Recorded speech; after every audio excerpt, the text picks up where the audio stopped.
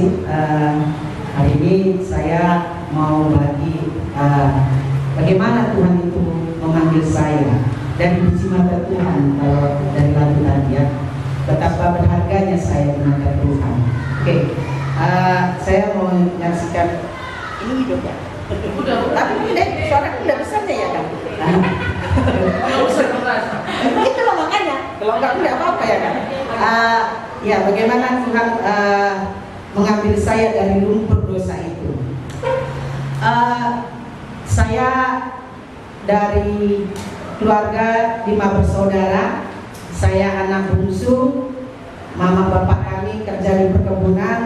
Dua-duanya mandor. Satu-satunya perempuan mandor di Tanjung Putri itu adalah mama saya.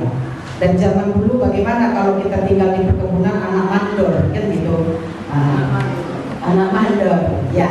Saya 5 bersaudara. Saya anak bungsu. Saya anak yang paling dimanja. Semua keluarga ada semua pekerjaan dibuat bapak saya. Bapak kami terkenal kejam, tapi dengan saya tidak. Saya orang yang paling istimewa di rumah. Kalau belajar kakak kami tidak bisa belajar, tidak bisa mengenal huruf, misalnya membaca tidak bisa. Bapak kami sediakan rotan, semua di rotan. Tapi ketika saya suruh buat huruf B, saya buat kupu-kupu, tapi bapak saya tidak marah. Saya anak yang selalu tidak pernah kena marah karena di prinsip di keluarga kami, bapak kami kalau kalian punya adik itu tidak ada lagi yang mau kalian lihat. Jadi yang paling kecil itu jadi kalian lihat. Jadi semua sudah dapat wanti-wanti, tidak bisa memarahi adiknya. Jadi saya orang yang paling merajalela, gitulah. Dan apa yang saya minta semua dituruti bapak saya. Bahkan saya sekolah seakan-akan mereka yang butuh kalau saya sekolah. Kalau saya minta uang itu harus ada. Dan itu tidak pernah tidak dikabulkan bapak saya. Begitulah saya berharganya di mata bapak saya. Dan bagaimana saya memandang bapak saya itu seperti Tuhan. Bapak saya itu idola nomor 1 dalam hidup saya. Itulah saya. Jadi saya dari latar belakang yang seperti itu, kami tidak secara ekonomi kami lumayan lah gitu. Jadi semua dididik dengan berdagang, saya tidak. Saya cukup hanya minta uang, semua ada. Tidak pernah saya tidak minta. Bahkan kalau saya minta tidak ada, saya tidak sekolah. Maka kalau sekolah itu seakan-akan itu kebutuhan kakak saya. Kakak saya mungkin ada yang kenal guru SMA Negeri Kuala yang di Ginting. Itu kakak saya. Itu yang paling menderita. Kalau saya yang berdosa, saya yang bersalah, kakak saya itu dan abang-abang itulah yang digibal bapak saya. Itulah saya yang salah, tapi mereka lah yang kena hukuman. Boleh ditanya. Tapi itulah latar belakang saya, bagaimana saya di keluarga. Dan memang secara karena udah didikan itu mungkin entah karena terpaksa ya, abang-abang saya harus menyayangi saya. Tapi setelah meninggal pun abang saya tetap jadi setelah meninggalnya orang tua saya, bapak saya sayangnya mereka. Bagaimana? Begitulah seperti itu. Lalu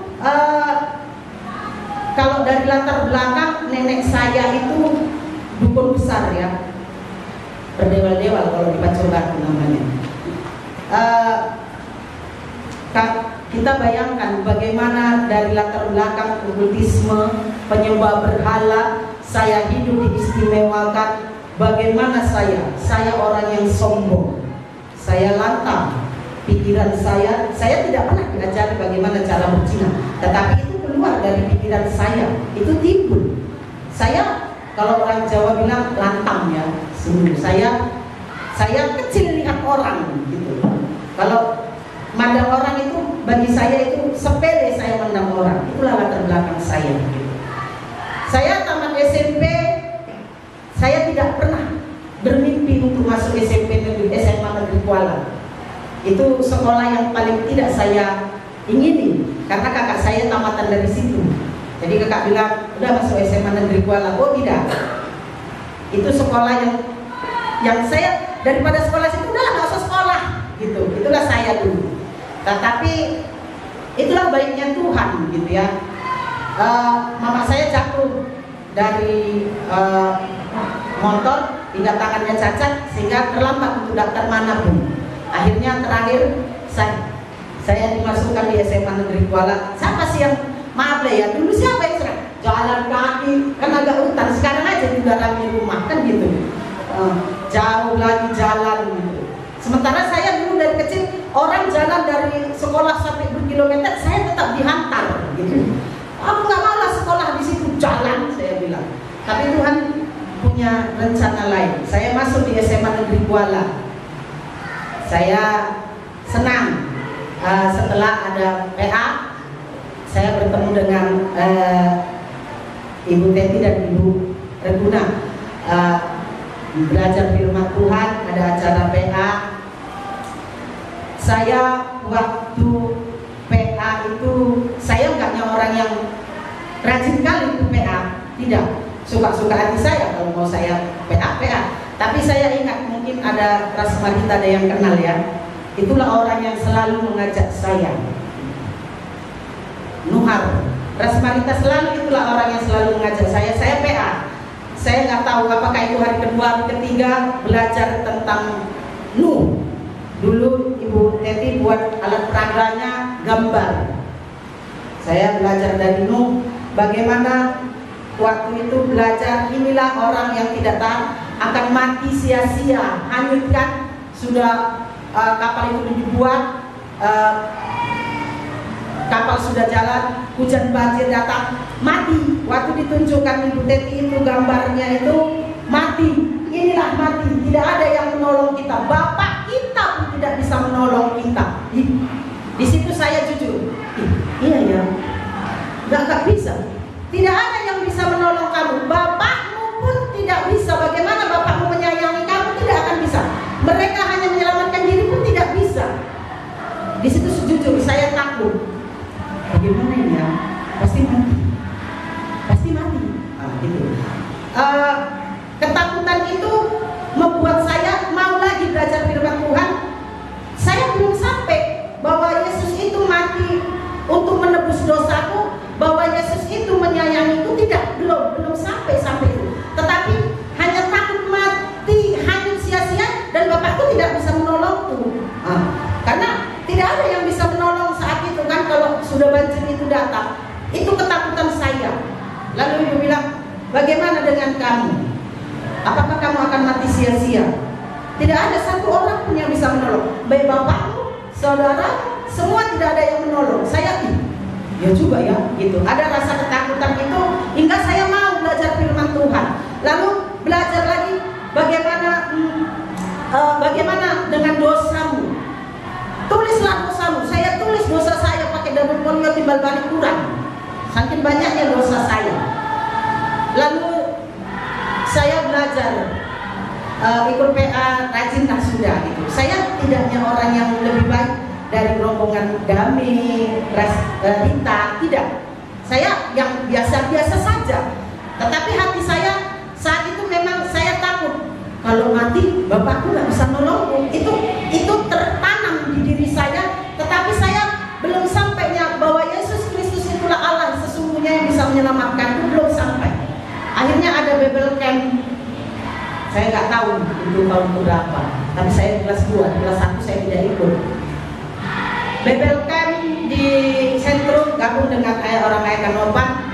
Saya ada kelompok PA, saya kelompok sama kakak Mama Mino.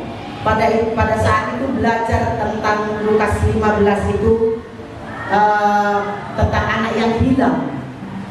Giliran saya waktu disuruh kakak Mama Mino baca Lukas 15 itu tentang anak yang hilang.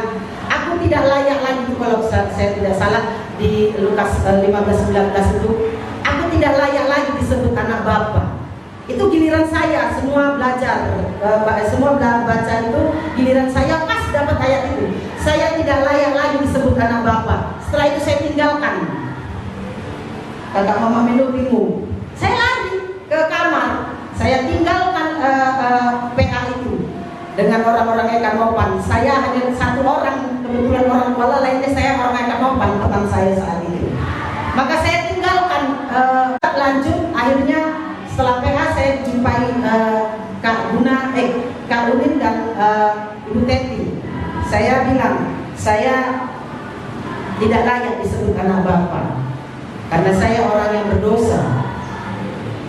Saya sombong, bahkan dari latar belakang pun saya penyembah berhala. Bukankah kitab Keluaran bilang keturunan ketiga dan sampai keempat terkutuk? Saya orang yang seperti itu. Saya orang yang tidak suka lihat orang. Kalau dia tidak suka dengan saya jauh lebih tidak suka lihat orang itu. Itulah latar belakang saya. Saya sangat cakap kotor ini macam makan, gampang aja. Cakap kotor ini, ini lidah ini cukup. Permenak, apa namanya? Ya, orang egois lah. Apa keinginannya mau dituruti kan gitu. Perbencit kalau kata Bapak Esther. Sampai hari ini kadang-kadang masih ada satu buahnya. Perbencit. Jadi kami sharing betapa berharganya Kristus itu mati di kayu salib. Bukan bapakmu yang nanti akan membawa kau ke surga, karena itu memang idola saya. Tidak, dia juga pun kalau tidak sampai Kristus itu, kalau tidak sampai keselamatan, dia pun akan ke neraka. Sama mati sia-sia waktu kamu belajar di kitab Joshua itu kan. Betapa sedihnya, sudah matinya tersiksa, masuk neraka lagi. Bayangkan kalau mati hanyut itu kan, itu yang di benak saya saat itu. Sudah matinya hanyut, masuk neraka lagi. Alangkah konyolnya orang ini kan gitu. Sangat konyol itu kan. Ada kesempatan, kenapa kamu tidak gunakan? Akhirnya malam ada KKR dari Bapak siapa itu yang dia bilang merpati itu kenapa bukan gajah itu? Kenapa merpati itu tulus? Saya ingat Bapak itu, tapi saya lupa Bapak itu siapa namanya. Itu tantangan lucu memang saat itu banyak, tapi saya heran waktu dia bilang dari jarang-jarang orang penantangan itu dari kita mungkin Agung gitu ya. Tapi merpati itu kenapa bukan gajah itu, kata bapak-bapak itu. Iya, betapa Allah itu tulus, betapa kamu kalau berharga itu tuluslah seperti merpati. Saya mengingat itu. Akhirnya malam itu saya mengambil keputusan betapa Allah itu baik sekali bagi saya. Orang yang tidak layak, orang yang layak dihukum. Dari kacamata aja masyarakat bilang, oh ini anak Pak Ginting yang paling bandel. Saya terkenal. Anak Pak Ginting yang suka hatinya. Ini. Kalau minta uang ini yang paling, semua orang kenal itu. Tetapi ketika mengambil keputusan malam bebelkan itu, saya mengerti. Saya ambil keputusan bahwa saya orang berdosa, bahwa yang menyelamatkanku, yang bisa membawaku ke surga itu hanya Tuhan Yesus itu. Saya mengerti itu. Saya akukan dosa saya satu persatu di hadapan Tuhan. Saya lapang kayak merdeka gitu ya, kayak gimana ya? Kayaknya hidup ini nggak ada beban gitu. Kayaknya ringan kali hidup ini gitu. Saya mengerti. Setelah itu saya pulang di rumah kami tuh banyak digantung-gantung jimat lah gitu ya. Saya pulang, saya ambil itu semuanya di rumah itu saya bakar. Tetap karena saya anak dimanja, bapakku tidak pernah marah. Tapi kalau boleh itu tadi abang kakakku mungkin diusir dari rumah. Karena kakak kami yang paling tua karena tidak mau sekolah, dia diusir dari rumah. 15 tahun dia baru pulang bersama dengan kami. Saya bakar semua itu jimat-jimat di rumah. Dalam nama Tuhan Yesus, saya bakar ini. Karena ini tidak layak lagi di rumah ini. Saya bakar itu jimat-jimat. Lalu satu doa saya, Tuhan, mintalah maka akan diberikan. Maka aku minta satu, kembalikan kakak saya yang 15 tahun diusir oleh bapak saya. Kakak kami pulang. Tuhan betapa berharganya. Betapa bahagianya aku gitu ya. Berubah. Saya tidak lagi menjadi pengemis ya, pengemis gengsi. Apa namanya itu? Pak, minta duit, enggak lagi. Itu bisa diubahkan Tuhan. Kalau saya perlu, saya sudah bisa menabung. Maka bapak saya bilang, anak ini kenapa jarang minta uang? Gitu. Saya tidak pernah saya meminta dengan kasar, dengan kalau itu tidak perlu, tidak lagi. Saya belajar dari situ dan itu dilihat keluarga saya. Saya tidak lagi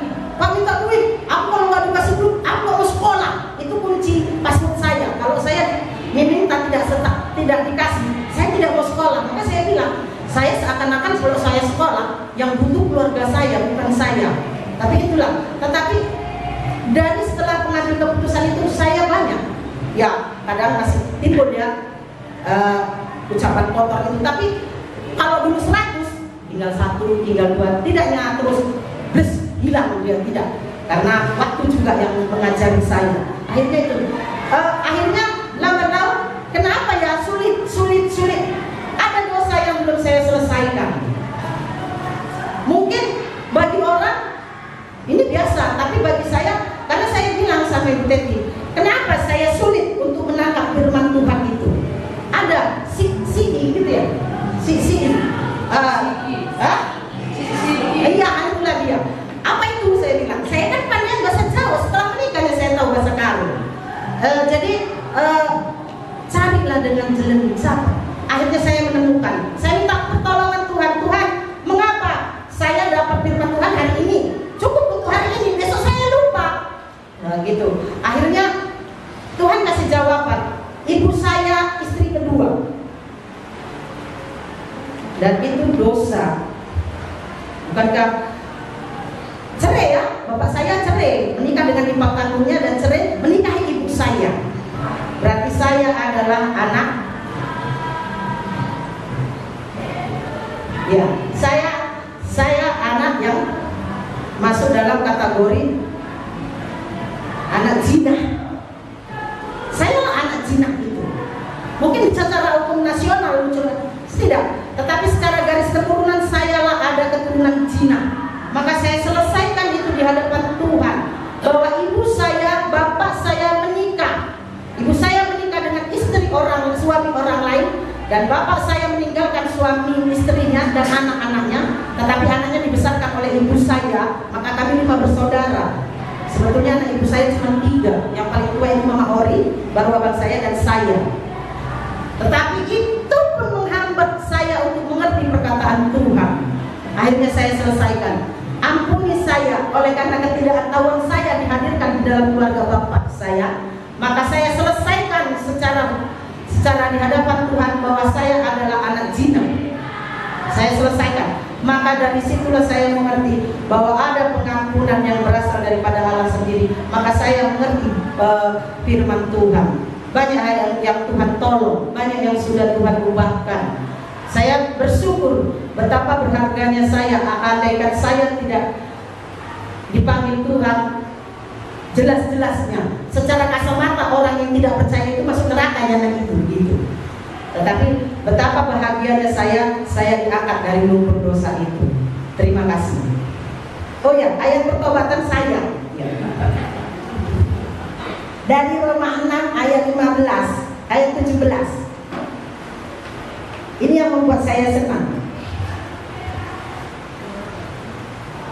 Roma 6 ayat 17 ini yang pertobatan saya. Saya bangga setelah saya mengerti betapa saya berharganya di mata Tuhan, betapa saya senang. Dari Roma 6 ayat 17 ini, tetapi syukurlah kepada Allah, dahulu memang kamu hamba dosa, tetapi sekarang kamu dengan segenap hati telah mentaati pengajaran yang telah diteruskan kepadamu. Kamu telah merdeka dari dosa dan menjadi hamba kebenaran. Betul-betul merdeka. Kalau 17 malam merdeka, saya sudah lama merdeka. Terima kasih.